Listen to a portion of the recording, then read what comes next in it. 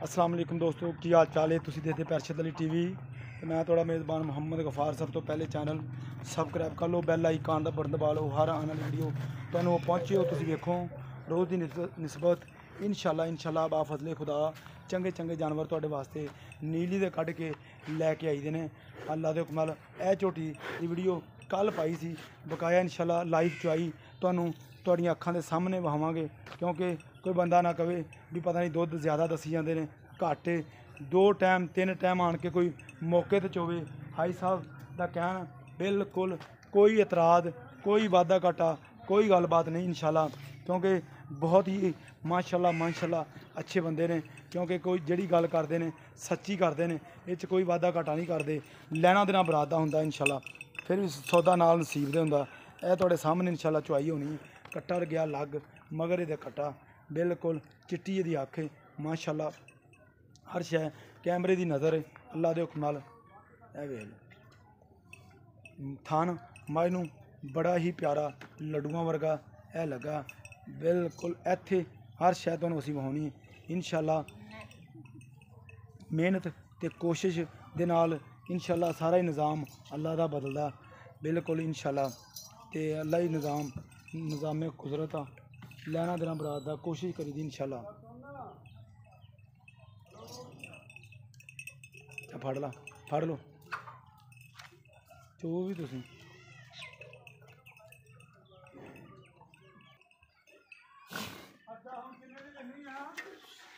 गाड़ी च होया जी बन धारा चोया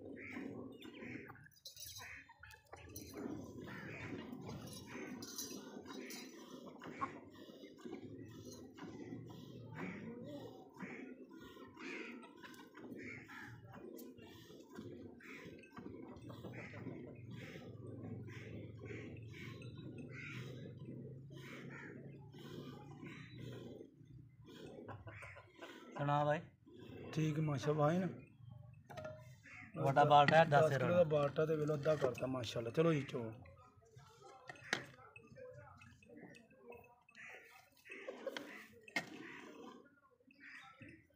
भाई साहब इस गल का थानू पता अल्लाह दे हुक्म नाल अल्लाह दी रहमत नाल जिहड़ी गल तुसीं करनी है ना सच्ची करनी है।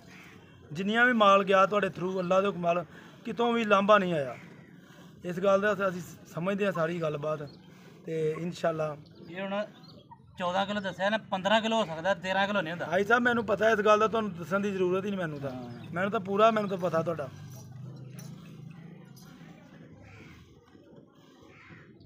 भाई साहब लोग फोन कर पुछदे भी हाजी रमजान की वीडियो क्यों नहीं आ रही।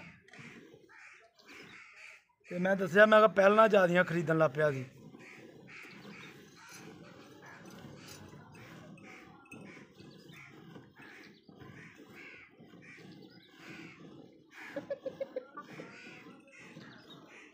सियालकोट वाला बेली वो लैंदा पैलना। अच्छा वो दित्तियां सी गड्डी बना के।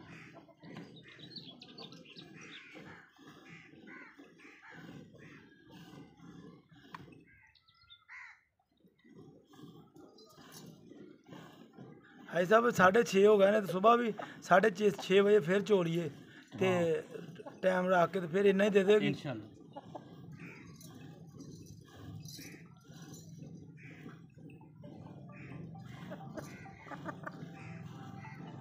माशाल्लाह जी बड़े चोन ने मझ नूं। पंज मेरा 6 मिनटां दे विच मुकम्मल हो जानी है बिल्कुल अल्लाह दे हुक्म नाल।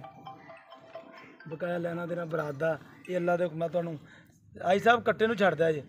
इत्थे सच्चे पक्के सौदे मिलने ने, इन्हां 'च कमी कताई कोई नहीं होनी।